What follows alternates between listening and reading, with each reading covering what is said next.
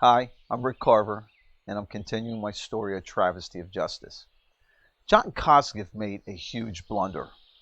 Obviously, he decided to use his expertise in the insurance industry to plan and commit crimes instead of doing what was right and procedurally correct.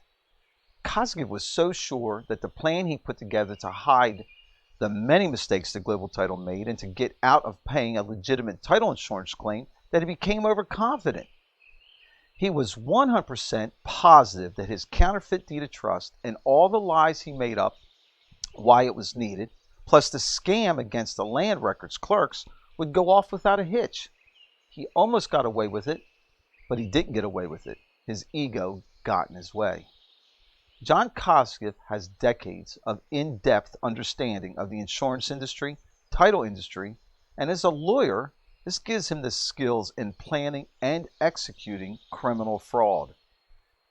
However, Kosogof missed one thing that he should have never missed. This made it impossible for him to explain his actions were anything but criminal. A quick recap: in 2005, I took out a loan from Citizens Bank for $560,000. I wanted to pay off debts and I was preparing for a divorce. The loan was approved, and the approved collateral I used was my house and the 3.5 acres it sat on. The money from the loan was used in part to pay off debt from other parcels of land that I owned. In 2010, Kosogof replaced the original deed of trust from that 2005 loan with a counterfeit and had it recorded in Cecil County land records. Among other things that Kosogof illegally did within his counterfeit, he added 2 other parcels of property of mine, making those parcels additional collateral. Kosogof's illegal action fraudulently added hundreds of thousands of dollars of value to the collateral for the loan. That was never agreed to from the bank or myself. Not to mention that after Kosogof's counterfeit was recorded, the banks had full control of all my property and he didn't have to worry about a title insurance claim hanging over his head.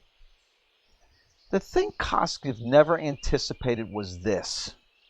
Part of the original 2005 loan agreement and closing paperwork were documents that show the 2 parcels I mentioned were paid off free and clear.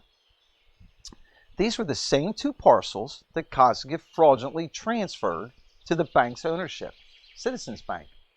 I have email from Maryland Insurance Administration's files that I obtained through the Freedom of Information Act proving Kosogof had all these loan closing documents to review.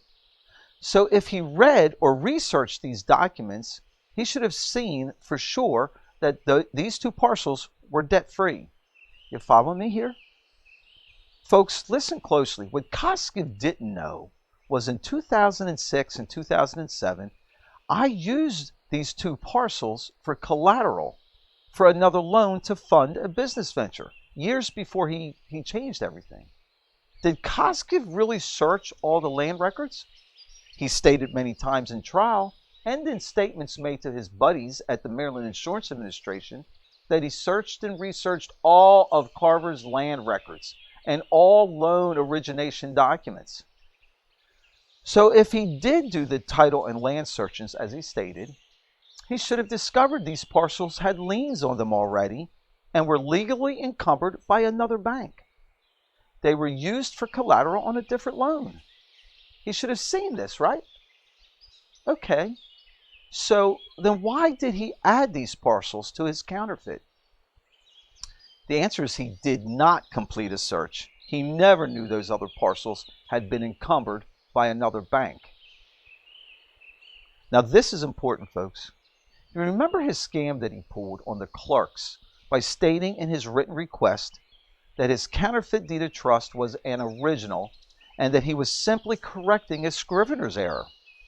Well, the recorded date on the original 2005 deed of trust remained on the document. So his counterfeit had to have the date as the original recording date because he stated, after all, that he was correcting an original document. So the date from back in 2005 stays in place on the counterfeit. Now, the original date remained, and because he added those two parcels to his counterfeit, these two parcels now appear to have always been collateral recorded back in that 2005 loan closing. So, in fact, once again, Kosogof committed fraud by recording those two parcels out from under another bank's first lien position. You get it? He never knew those two parcels had become collateral in another bank's loan because he never searched. If Kosogof had searched, like he lied saying he did, he would have discovered this.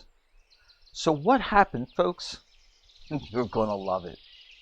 This other bank found out that Kosogof fraudulently took the property that they legally held the liens on. Their lawyer sent a demand letter to Kosogof and to Citizens Bank on April 12, 2011, 9 months after he recorded his counterfeit. Now take a look at this, folks. This letter is 3 pages. It is the demand letter that those lawyers sent. It's 3 pages in length and has been redacted to protect sensitive information. The letter demanded Kosogof reverse the things he did. On page 1, you begin to see what the content of this letter is about. You see they outlined and identified each of my parcels, 1, 2, 3, and 4, by acreage and tax ID number. Now take a look at this one. Page 2 explains in great detail what the actual collateral for the citizen's loan was. And on the 3rd page, it's very explicit, and the demand is well defined. Please take a minute and read these things, folks. This had to be a very bad day for Kosogof. Kosogof fraudulently gave the trustees legal control of all of my property. However, he hung himself when he didn't catch the liens on those 2 additional parcels, which he fraudulently added to his counterfeit.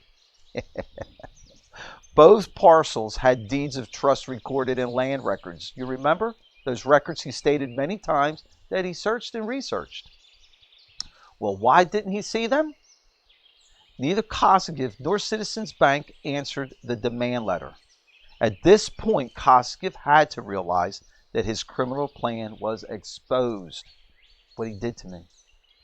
So on May 6, 2011, a lawsuit was filed for a declaratory judgment by the bank that held the legal collateral rights to those 2 parcels only. This court suit was never answered by anyone that was listed on it. Shortly after, a declaratory judgment was granted by the court. The counterfeit deed of trust of Kosogof's was ordered by the court to be voided. Almost a year after he recorded his counterfeit that caused so much damage to me and my family. This court order speaks volumes, folks. No party listed on this suit ever attempted to even slightly defend the actions of Kosogof. You get it? His counterfeit should have never, ever happened.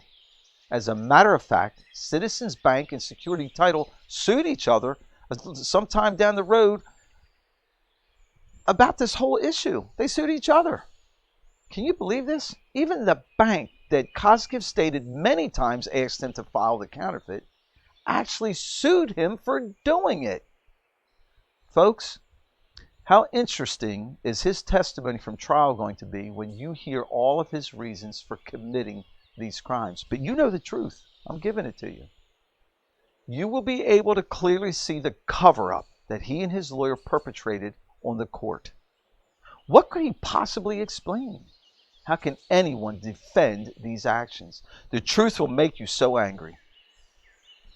The truth, how these rich, powerful, and politically connected company executives can just stomp on unsuspecting people and get away with it. Worse is when these executives' friends in the Maryland Insurance Administration and in the Attorney General's office and our state's attorney's office just ignore blatant criminal acts. Are you asking yourself how these crimes are allowed to be ignored? It's because of a little thing called prosecutorial discretion. These prosecutors, friends, they all have friends, have the legal right to decide who they will or won't investigate or prosecute. You get it, folks? These powerful executives like Kosogof have nothing to fear from committing crimes and destroying a family.